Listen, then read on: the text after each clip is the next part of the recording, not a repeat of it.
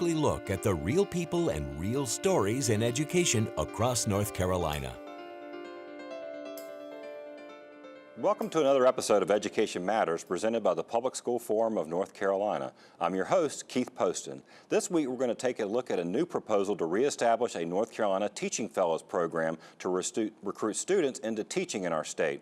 We'll talk to the bill's lead sponsors as well as the dean of one of our state's top colleges of education and a graduate of the original North Carolina Teaching Fellows program, all on today's show. Like every week, before we tackle our main topic, we open with our segment we call Edlines, a quick scan of education headlines across North Carolina and the U.S. The North Carolina House gave overwhelming approval last week to two bills that would give some or all North Carolina school systems the ability to start classes earlier in August. The House voted 104-6 on Thursday in favor of letting 20 primarily high-poverty counties start the school year as early as the Monday closest to August 10th. The House also voted 100-8 to give initial approval to proposed legislation that would let any school district start classes as early as August the 15th to align with the calendar of its local community college. Both measures face an uncertain future in the Senate, where previous attempts to provide calendar flexibility have been stopped, due in part to intense lobbying by tourism and hospitality interests. Kestrel Heights, the troubled charter school in Durham, lost its appeal last week to keep its high school open. The school was ordered closed after it was discovered it awarded diplomas for years to students who did not meet state graduation requirements. The school's elementary and middle schools will be allowed to continue operating, but the state board ordered Kestrel Heights to appear before the Charter School Advisory Board every 6 months to provide an update on its progress. The State Board of Education has approved revised English language arts standards that teachers will begin using in 2018. A year ago, a Standards Review Commission studied the state standards that are based on the Common Core and suggested some changes, but stopped short of scrapping the standards altogether. On the eve of the State Board vote, a few members of the board pushed for further outside assessment, but a majority turned back those requests and approved the standards by an 8-4 vote. And finally, congratulations to Lisa Godwin, an Onslow County kindergarten teacher who was named the 2017 Burroughs Welcome Fund North Carolina Teacher of the Year last week at an award ceremony in Cary. Godwin is in her third year teaching at Dixon Elementary School in Holly Ridge, where she returned to the classroom in 2014 after working as an assistant principal in Onslow and Lee County schools. As Teacher of the Year, Godwin will spend the next school year traveling the state as an ambassador for the teaching profession. I've already invited her to come on our show, so hopefully we'll introduce all of you to this outstanding public school teacher soon. Remember, you can visit the Public School Forum's website at ncforum.org, click Education Matters, and read more about each of these Edlines as well as the other topics we cover each week. As I said at the top of the show, we're going to talk about the new Teaching Fellows program, and today we have two of the primary sponsors of this legislation. We have Senator Chad Barefoot. Senator Barefoot is the co-chair of both the Ed and Ed Appropriations Committees in the Senate, and we have Representative Craig Horn, who is the chairman of both K-12 Education and Education Appropriations in the House. So thank you both for being here. Thank you. All right. Well, first I want to start out with a little bit of a maybe a process question, if you will, about how this came about. Now, Representative Horn will appreciate this. I was reminded of a quote yesterday that has been attributed to Winston Churchill before, but I think but I don't believe that he actually said it. That it was described that America and England were two nations divided by a common language. Actually, he did say it. He did say it. Okay, so that's what I thought about when I thought about the House and the Senate. That although you both enjoy supermajorities in both parties, y'all don't always see eye to eye on things. So how did this come about? This is something the House has been interested in. Senator Barefoot, maybe I'll ask you first. How did you and Representative Horn get together on this proposal? So we know that staffing certain positions within our public schools in hard to staff areas is a struggle. And to Representative Horn's credit, he's been working on the past few years at a solution towards that. And so the Senate put together a work group focused on teacher recruitment and teacher retention, and this is one of the major proposals that we came up with. And we brought it to Representative Horn and shared our idea with him, and he embraced it, and we brought it forth together as a unified example of public policy that we think can help address those specific needs in our state. Right. Well, I was at your committee hearing the other day. I think you said you had 70 co-sponsors. So basically, it's going to pass unless you do something wrong between now and the end of the session, Well, right? that's why I said that this bill's already passed. All I can do now is lose, so I'll be quiet. Well, tell us about, give me what are the highlights of the program? Well, there are two particular things I think that really jump off the page with this program. First and foremost, it's the focus on STEM and education for our neediest kids. We all are aware of the dramatic drop-off in participation in our teaching preparation programs across the state. We are some 20% below where we were before. Some states are as much as 50% fewer people entering the teaching profession. So we focused on our most difficult to fill subject matters. The other part that's particularly impressive to me about the program that Senator Barefoot put together, it was the opportunity for people to enter the program not just as high school seniors coming into college, but actually to move over from a program where perhaps they were pursuing a different degree and they thought, well, you know, I've always wanted to be a teacher and this allows me the opportunity to pursue that. Yeah, tell me a little bit. That is a unique aspect of this, certainly compared to the previous program. What are you've got some alternative paths in some ways for people to become teachers? So the Teaching Fellows program seeks to create an elite, distinguished, forgivable loan program for teachers who are going into STEM or special education subjects, and it incentivizes them to go into hard to staff areas in our state. And one of the things that we wanted to do through that process was make sure that it is open to all types of students. So let's say you're a biology major at one of our public universities and you decide you're not going to become a medical doctor, but you do great in the classroom. We want you to engage with us in education, and so we create an avenue for students like that to potentially come into the teaching profession. And how much? And it's $8,250. Is that right? That's right. Per year. Now let me ask you. Do you, I mean, obviously this hasn't even been passed yet, so you're looking at creating something brand new, but there have been questions about only having 5 universities in it, and how I think the amount, at least the initial proposal would be about 160 or so teachers. Do you envision this being a framework that can grow? I mean, is it scalable? It's absolutely scalable, and it absolutely will grow. We've got to start somewhere. We need to get this program back on track in order to attract and retain high-quality folks coming into the teaching profession.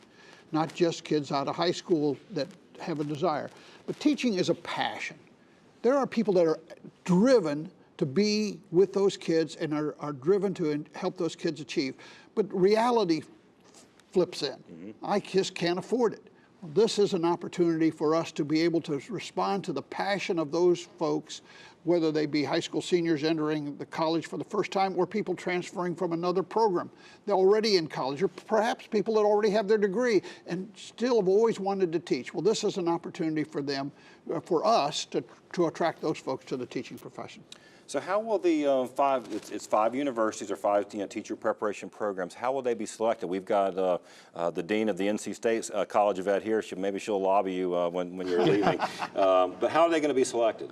Well, and to give some background on that, we work closely with educators and professors in academia to kind of craft that part of the policy.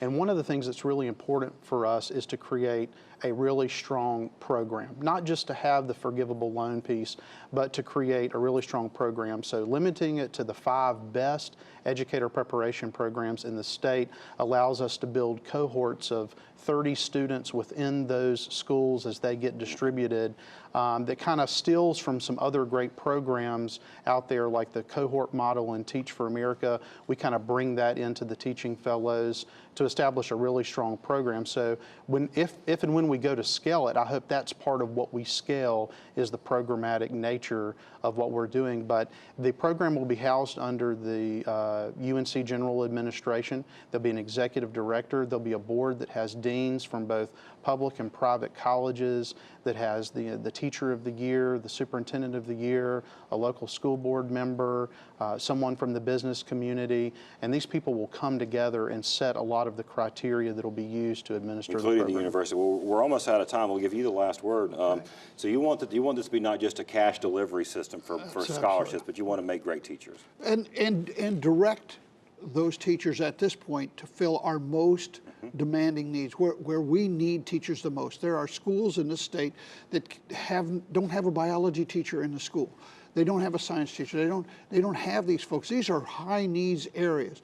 The additional beauty of this is it's not just for UNC system. Our independent colleges and universities can participate. Our community colleges can participate. Our community college students can participate.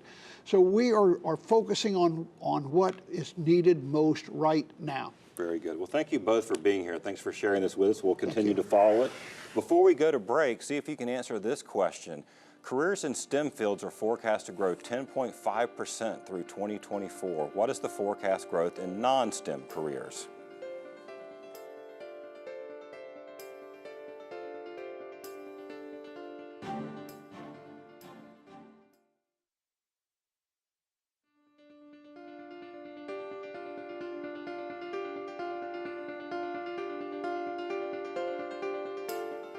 Welcome back to Education Matters. Did you correctly answer A? Careers in STEM and STEM-related fields are forecast to grow at twice the rate of non-STEM careers over the next 7 years. We're going to continue our discussion about the proposed new North Carolina Teaching Fellows Program. We have two great guests who know a lot about teacher preparation and about the Teaching Fellows Program. We have Dr. Mary Ann Danowitz, who is the Dean of the NC State College of Education, and we have Danny Bland. Danny has may not be anyone else quite like this, a former North Carolina teaching fellow, or maybe you're always a teaching fellow, then actually worked for the program and now is back in the classroom again at Heritage High School in Wake Forest. So thank you both for being here. Dean Danowitz, I am going to start with you. You were on our very first show back in October when we premiered, and we're still here, so we're glad that you're back. You talked about the need for a program like this. So how does it feel to see this coming together? It's fabulous, Keith. It's the kind of thing that being in situations where we see people who are passionate about teaching and they're discouraged by the costs, the issue of affordability, and then not knowing what their career earnings are going to be. So having the Teaching Fellows Program back is, or the possibility of it coming back is what I think educators who prepare teachers have hoped for. Right. And we're eager to see what happens. We're very hopeful with the passage of the bill, and I can assure you that the preparation programs in the public and private sector are prepared if this comes through. Now, obviously, the 5 schools have not been formally selected, but you and Chancellor Woodson have been out front, so I assume that this is a program that you would like to see at NC State. We would love to see it at NC State, and if we are fortunate to be one of those schools, we are prepared to step into this. Sure. Now, as I mentioned, Danny, I'm going to go over to you. You do have that unique perspective, but I want to go back a little bit. You've got your North Carolina Teaching Fellows pin on your lapel. What did the Teaching Fellows Program mean to you personally? Well, it was just an opportunity to be a part of something special. One of the things I think that has been lost in the absence of the Teaching Fellows Program is that just appeal to students who might not otherwise consider going into teaching as a profession. Just like me, when I was a high school senior, teaching was the furthest thing from my mind, but my teachers sat me down and they talked to me about the opportunity to be a part of something special and to give back in ways that I hadn't even considered. And that was the thing that really appealed to me about the program. Now, as I mentioned, you have that perspective of being on the inside in some ways. You actually, after you fulfilled your requirement for teaching, you came to work for the program, worked with teachers for several years. So what were the most effective aspects of the program in your opinion? Well, I heard the representatives of the legislature talking about the cohort aspect of it, and that was a very strong aspect of the old program. And I think one of the things that also made the program work was that on all of the campuses, it was kind of looked at as a laboratory. You would do things with the Teaching Fellows students that you kind of thought about doing, on a wider scale, but that gave you the great test group to be able to do it, see if it works. If it didn't, they were flexible enough to adjust to it. I think the support was also an important part of the program. When you arrived on campus, you had a mentor. you had a relationship and a connection with the School of Education and other areas of the campus that incoming freshmen just don't usually have access to. And then being a part of that cohort, you felt like you were kind of a part of a mission. You know, you felt like you were already on a team and that you and your fellow peers were going to go out and do something special. We were made to believe that from day one.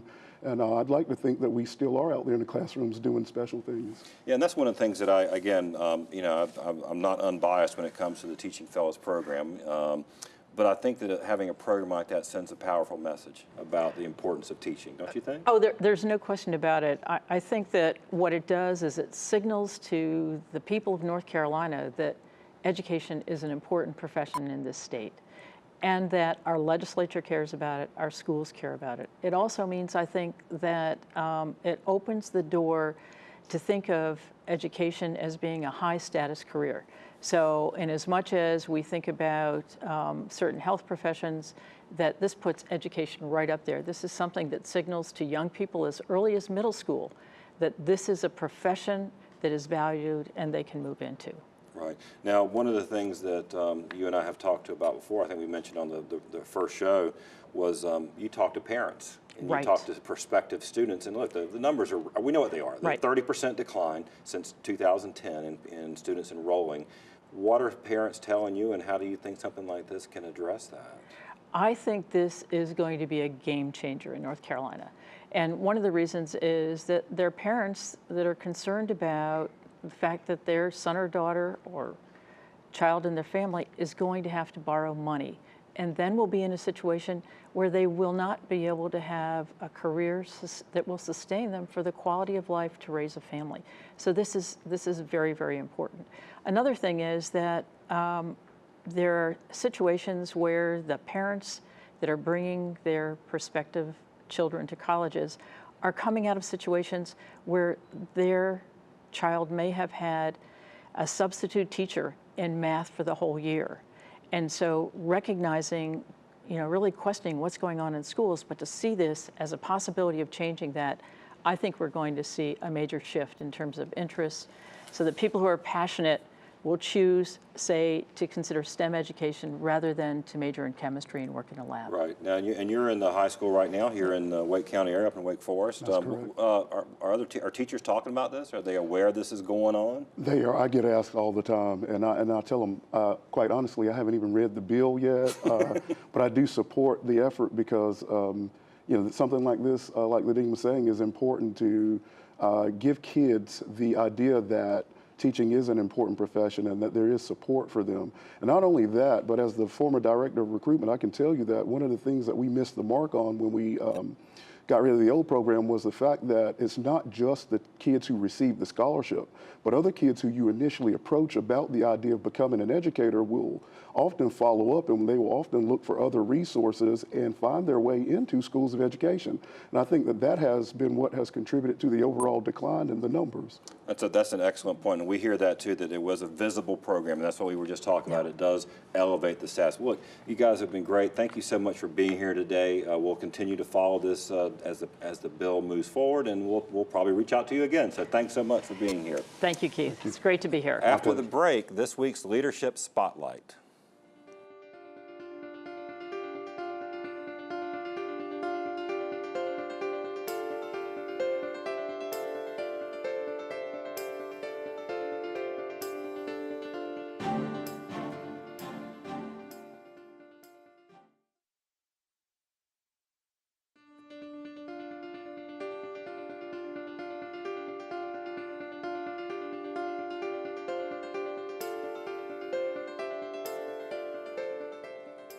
Each week, Education Matters spotlights individuals demonstrating exceptional leadership in education in North Carolina based on nominations from you, our viewers. This week, we spotlight Travis Mitchell, Director of Communities and Schools of Wake County.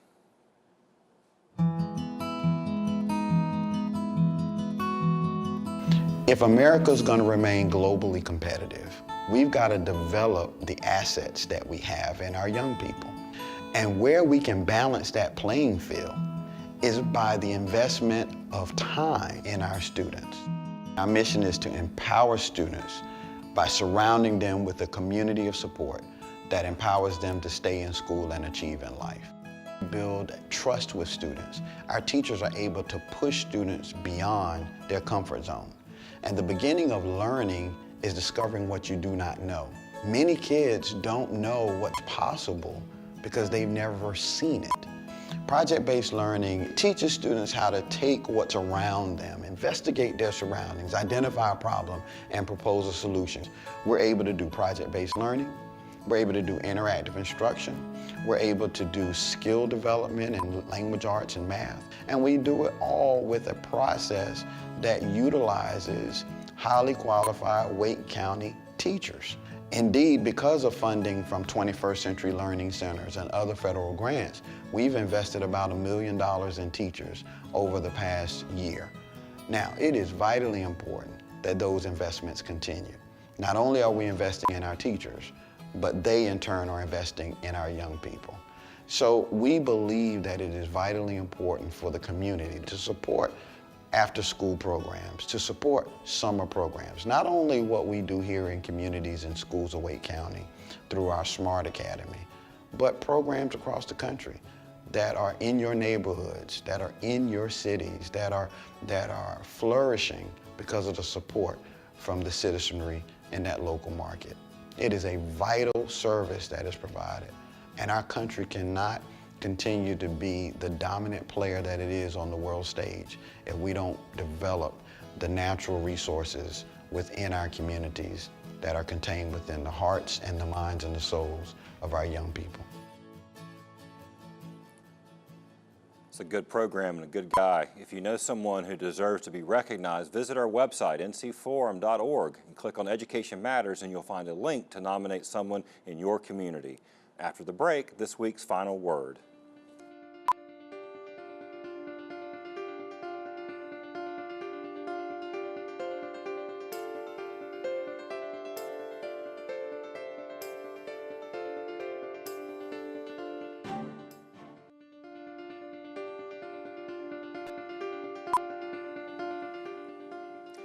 As some of our viewers know, the Public School Forum developed and administered the original North Carolina Teaching Fellows program. We're very proud of these best and brightest who continue to work and teach in every county of the state.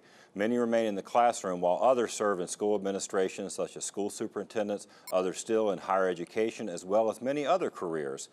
The original Teaching Fellows program was a national model copied by several states, most recently in Indiana, where then Governor Mike Pence signed the law creating their version of the Teaching Fellows program. Besides graduating more than 8,000 fellows, our state's program elevated the status of the teaching profession, prepared fellows for teaching far beyond traditional teacher training, and helped those teacher candidates better understand their state and the deeper role they could play as a teacher leader, producing exceptional educators and leaders who have continued teaching in the state longer than other teachers. Now, when the program ended in 2015, we produced a report, which you can find on our website at ncforum.org and look under programs and then teaching fellows. In the report, we offered some suggestions that we hoped would be used by policymakers if they decided to bring a program back. One of the recommendations was to incentivize teaching fellows to teach in high-need schools or hard-to-staff subject areas. This new proposal does just that. In fact, it targets our top hardest to staff subjects, as you saw in the commercial break, math, science, and special education. The proposal for a new North Carolina Teaching Fellows program is a solid one and certainly something we can get behind and hope to build on. There's not one right way to recruit teachers that our children need and deserve. Lateral entry, alternative pathways to certification, reciprocal licensure with other states, niche programs like Teach for America, and of course our excellent established colleges of education like the one led by Dean Danowitz from NC State. It's worth repeating that we believe the state must continue to do more on teacher pay and not fund it by cutting other areas of public education, particularly in areas that make the job of being a teacher harder.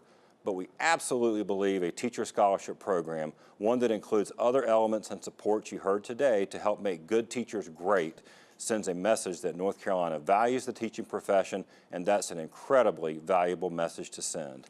That's it for this week's Education Matters. Next week, we're going to talk about a timely and powerful new exhibition opening at the North Carolina Museum of Natural Sciences called Race, Are We So Different? And we're going to meet a group of middle school students making their own impact in that important area. Thanks for watching, and we'll see you next week.